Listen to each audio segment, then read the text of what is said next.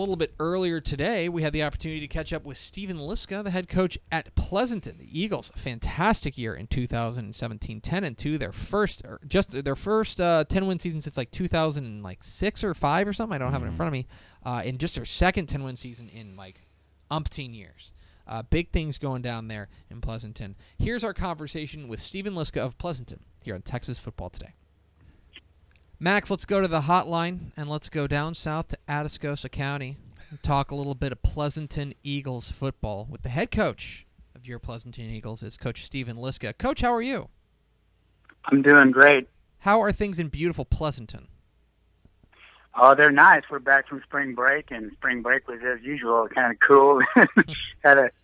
I guess Thursday and Friday were real nice, but it's a beautiful day here this morning. Absolutely. Well, I want to ask you, you guys, a fantastic first year there as the head coach there at Pleasanton, 10-2, just your second 10-win season in a long, long time, at least since 1986 as far as my records go back. But this is not your first time, you're not new to the program. You're just new to the head coaching job. You've been there a long time. So my question is, what did you learn in your first year as a head coach that maybe you didn't know despite your long time there in Pleasanton? Well, like you said, I've been here 26 years as a assistant coach and defensive coordinator for 17. I had a great group of seniors this year. That was one of the biggest things that helped a bunch.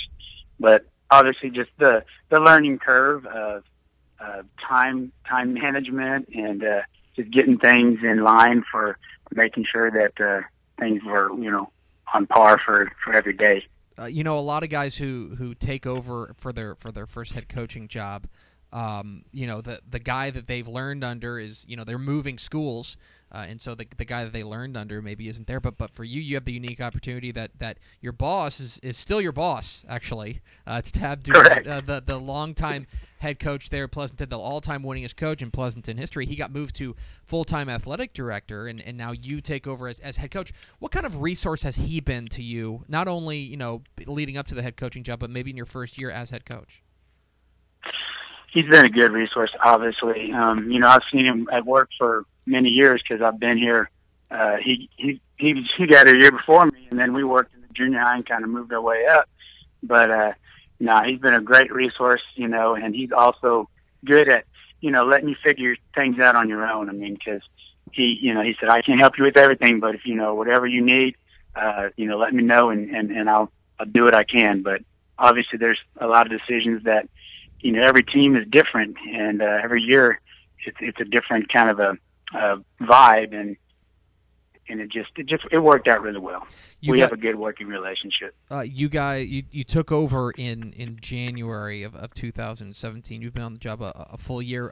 I'm interested so far. Obviously, the off season is still relatively young, but how is this off season maybe different from last off season when you were first on the job? Well, last off season we had 26 seniors, and we're those guys are gone, and there was a lot of leadership there. And of those 26, about 6 of them started on varsity as sophomores. So a lot of experience and a lot of leadership was there.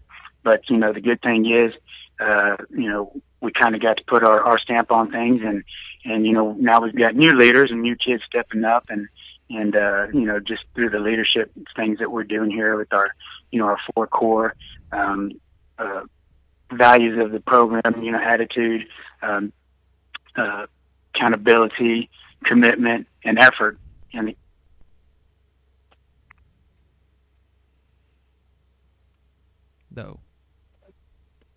Hello? Hey, Coach, you got me? Okay, there you go. We lost you there for a second, but... Oh, shoot. Oh, no, I think we're good. We're talking with Stephen Liska, the head coach of the Pleasanton Eagles here on Texas Football Today. Get involved in the conversation, #TF Today. Coach, one guy, you mentioned that you had a lot of seniors last year, but one guy I imagine you're pretty happy to welcome back is your outstanding quarterback, John Zamora. Threw for more than 2,600 yards, 30 touchdowns against just 2 interceptions. An incredible player as a junior, now heading into his senior year.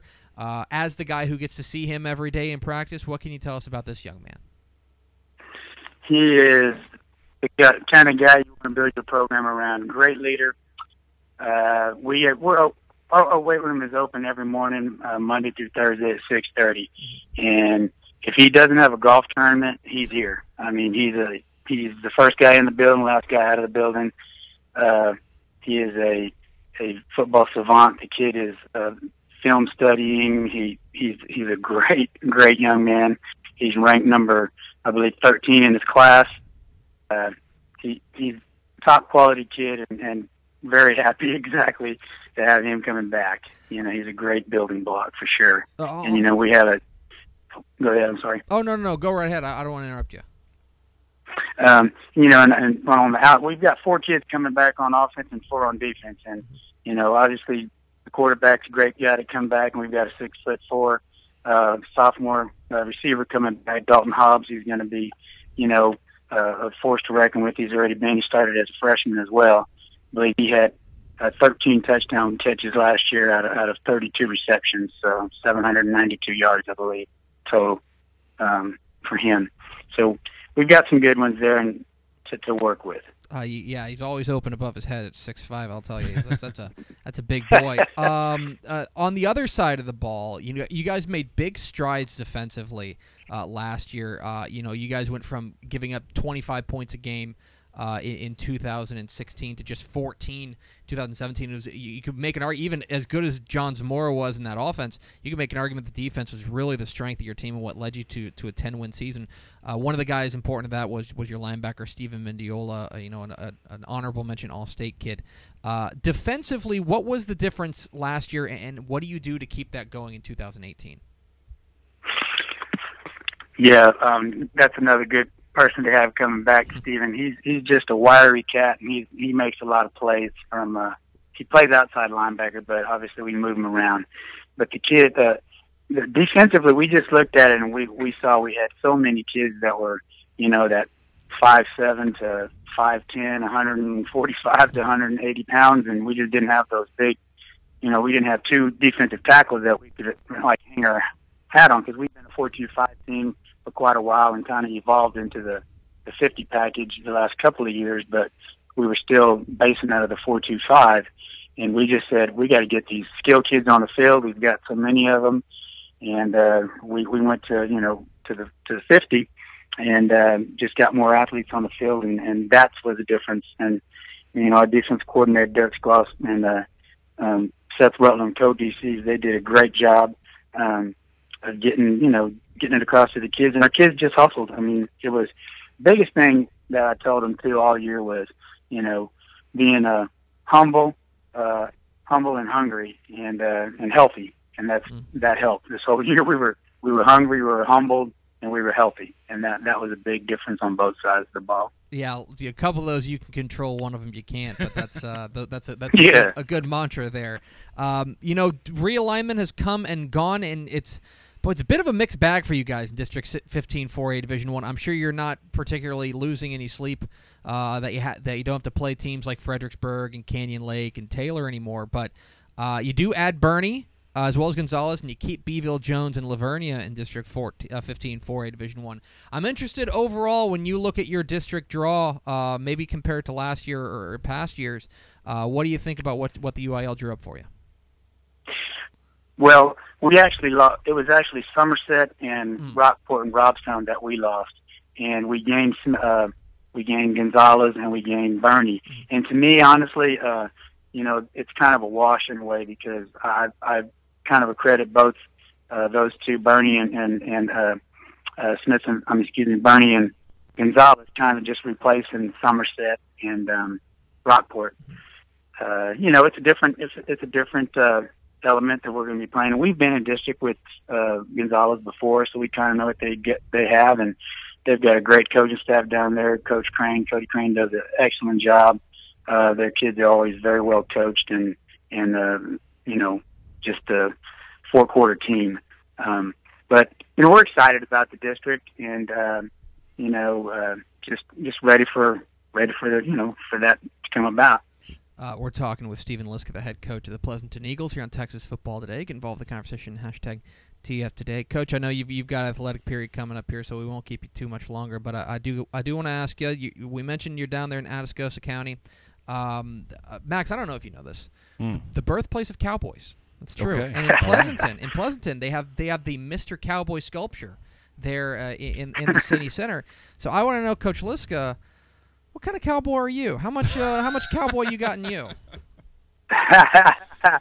Well, I'm an old Fall City Beaver, so I was raised on 25 acres, and we worked cattle, and we had a farm out in Runge, my dad's original home place. So I wear boots and I wear jeans, and my wife is she's a post girl, so she was in livestock and showed steers all her life. So I don't rope. I have a player or two that can rope themselves.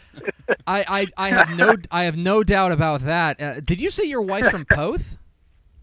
Poth, yes, sir. Poth, She's wow. a pirate. Boy, I'll tell you, Poth and Falls City marriage is. That's nice. I don't know. There's some. I don't know. There's got to be some drama there. At least a little bit every once in a while. Oh yeah, a little bit here and there, just every once in a while. He is Stephen Liska. He's the head coach of the Pleasanton Eagles. Coach, really appreciate your time. Congratulations on a fantastic first year. Best of luck in the off season and down the road. I appreciate you guys getting me on the program, and y'all have a great day. And I appreciate everything y'all do for Texas high school football. Absolutely. Thanks a lot, Coach. Yes, sir. Thank you. There you go. Stephen Liska, the head coach of the Pleasanton Eagles. I looked at my document wrong for some reason. I had that they lost Canyon Lake and Fredericksburg, which just doesn't make any sense. But well, they lost to Canyon Lake in the playoffs. Yes, that sounds right. That's true. In any case, it is. That's an odd district because they lose a team like Somerset, who's really good. Mm-hmm. But they also gain a team like Bernie, who has been really on the rise. Yeah. And so it's a bit of a mixed bag. They're an interesting squad and a team that does have some rebuilding to do, but they got good pieces at the right places, right? Yeah. When you got a quarterback and you got a linebacker, look, everyone would love to have 11 starters back on both sides of the ball. But if you have to pick where your guys are going to be, your leaders, quarterback and linebacker are pretty your good leaders places on to each start. side are good places to start. It's really interesting because I feel like in the district they were in last year and the district this year, they're really well positioned to make some noise. Yeah. These are good teams, but not teams that they can't take advantage of. It's a fun district. Exactly. All due respect to the other teams in that district, I don't think that's a world beater district. No, I think it's wide open, but I think that's part of the challenge for all the teams, right? You don't get many weeks off. It's going to be a little tricky. Yeah, it is, and so being there in Region 4, they'll play a team from District 16, probably a team like like they saw last year in LaGrula. They could see them in the first round. Then look, then you're getting back into Central Texas again. You're probably going to see a team like Canyon Lake or Liberty Hill or somebody like that. But what they're doing, and I think that leap, even though he's been defensive coordinator forever and ever, that leap from assistant, we hear it all the time, from assistant to head coach is a big leap. Right. But I really think having Coach Dumont there, Tad Dumont, who's, again, the all-time winningest coach in Pleasanton history, having him there just as a resource and just say, hey, how would you do this? Yeah.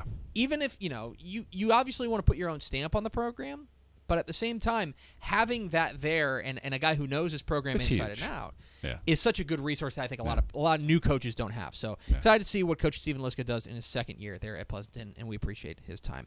And we appreciate you. I forgot to change the graphic. Oh, no. No, just the second part. It's fine. But I'm apologizing for it now while we're still on camera because it still said Ishmael Johnson and Greg Tepper because I had forgotten that you guys did that. So you were Ishmael Johnson for a while, and I was Greg Tepper. So you got the win. I got upgraded.